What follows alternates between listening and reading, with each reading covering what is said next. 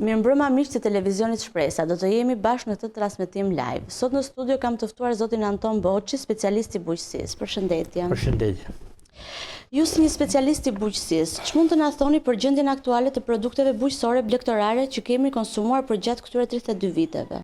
Situata e bujqësisë përgjatë këtyre 32 viteve vlen për të dëshiruar në gjitha fushat dhe në të gjitha aspektet. Goditjen më të madhe bujqësia e mori me ligjin 7501. Ligji 7501 mund të themi me plot gojë ishte një ligj kriminal i cili solli shkatrimin e bujqësisë shqiptare. Problemi kryesor që shkaktoi ky ligj është fraksionimi i tokës bujqësore. Kjo solli shumë anomali. Prishi sistemin e vaditjes, sistemin e kullimit, parcelat u copëzuan duke kriju vështirësi të jashtëzakonshme për fermerët që të menaxhojnë ashtu siç duhet tokën bujqësore. Në këtë situatë, për 32 vjetërisht, fermeri shqiptar është lënë pas dore dhe nuk ka qenë në gjendje që të përballojë as produkte për mbijetesë. Kjo për këto arsye, sepse u parcelizu toka dhe nuk kishin mundësi që të investonin në mjete, por as të kishin mundësi që toka të vijë në eficiencë të plotë. Për pasojë, veç kësajt, kjo ndodhi edhe për disa arsye politike, të cilat, me thënë të drejtën, e mori goditjen mbase nga ndërhyrjet e politikave të fqinjve që bujqësia të ishte jashtë standardit ose jashtë funksionit. Fermeri shqiptar gjatë gjithë kësaj kohe nuk ka qenë në gjendje jo vetëm të prodhoj me cilësi për tregun e jashtëm, por nuk ka arrit të siguroj as për veten e vet. Përballë kësaj situate, bujqësia ka shumë sfida. Kryesorja është se nuk janë në gjendje individët ose fermerët e vegjël nuk janë në gjendje të investojnë sa e si duhet me teknologji. Përpasoj, i është dhënë mundësia të rritet shkalla e importit të produkteve bujqësore. Dikur ne ishim vend agrar dhe mbështeti gjithçka te bujqësia dhe prodhonim të gjitha llojet e produkteve bujqësore, që nga vreshtat, frutorët, drithrat, perimet, aq sa ne eksportonim deri në Gjermani, deri në Austri. Pas 93-shit edhe 94-s, bujqësia pse goditje të madhe. U shkatruan fermat, u shkatruan vreshtat, u shkatruan pemtorët dhe fermeri shqiptar ngeli jashtë kontrollit. Kjo situatë krijoi kushte që të importoj produkt nga jashtë. Me këtë produkt që vinte nga jashtë, ne si popullat krijuam një stok të tillë që produktet ishin me rrezikshmëri të lartë ushqimore, sepse kryesisht vinin nga vendet fqinje. Pjesën më të madhe ka dominu Serbia, e cila gjatë gjithë kohës drithrat e Serbisë kanë ardhur me defekte të mëdha, deri bëhet fjalë deri edhe me rrezatim. Por problem tjetër kryesor për bujqësinë shqiptare ka qenë edhe problemi i inputeve. Farat tradicionale, të cilat ishin origjinale, autoktone dhe kishin vlera të jashtëzakonshme ushqyese, u abandonuan edhe u harruan fare. Dikur ka qenë një institut i perimeve që prodhonte të gjitha llojet e perimeve, deri fara hibride, të cilësisë shumë të lartë. Në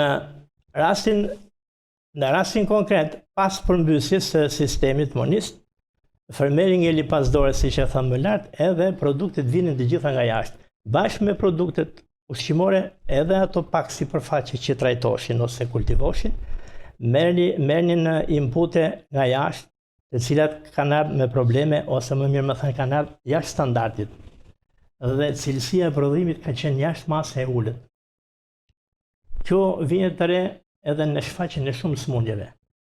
Njerëzit filluan të pësonin defekte të mëdha në aspektin e ushqimit edhe për arsye sepse këto produkte mbase mund të ishin të stimuluara deri me hormone, por edhe pesticidet ishin jashtë standardit.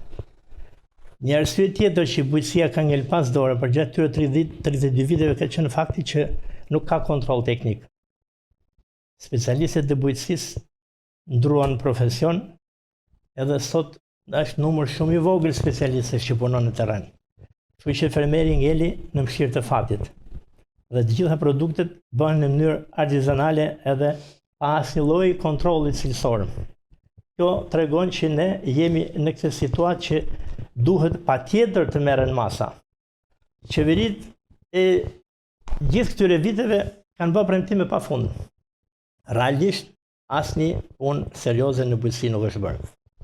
Se po të bëjmë një analizë tjetër, ne themi që vinë grande ose vinë ndihma nga Bashkimi Evropian. Realisht tek fermeri shumë pak ka vajt. Këto ndihmash në destinacion tek fermeri se nuk kanë shku fare. Gjatë rrugës ndryshon destinacioni i të gjitha grandeve, i të gjitha investimeve.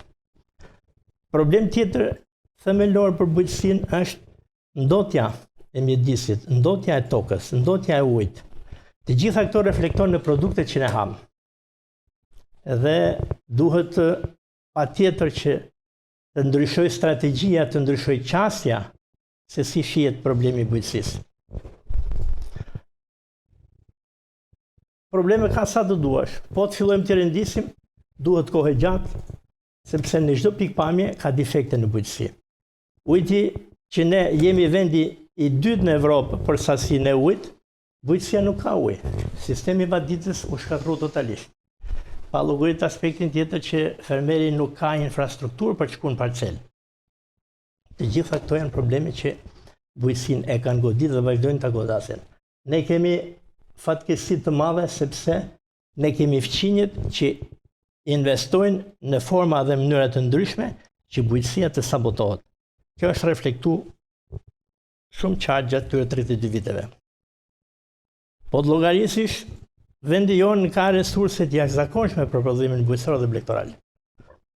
Në të dyja këto linja absolutisht nuk është bën vlerësimi i duhur ose nuk është treguar interesi i duhur. Okej, sa kapacitet ka vendi jonë për të furnizuar me produkte bujqësore?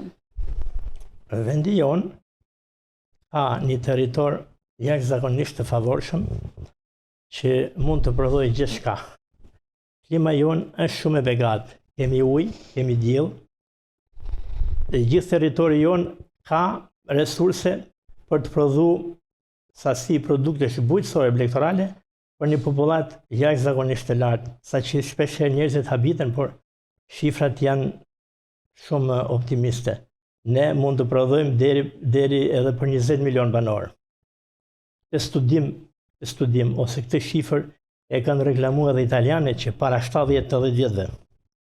Që ne jemi aty ku duhet ndryshu qasja, duhet ndryshu këndvështrimi që të punojmë edhe të kthehet interesi i qeverive ndaj fermerit shqiptar. Fermeri sot nuk mund të punojë si në mesjet.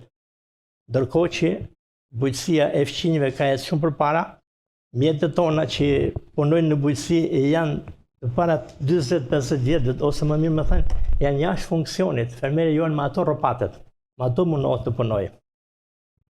Të falenderoj që ishe sot me ne. Faleminderit edhe juve. Së bashku do të shifemi në orën 6. Faleminderit edhe juve.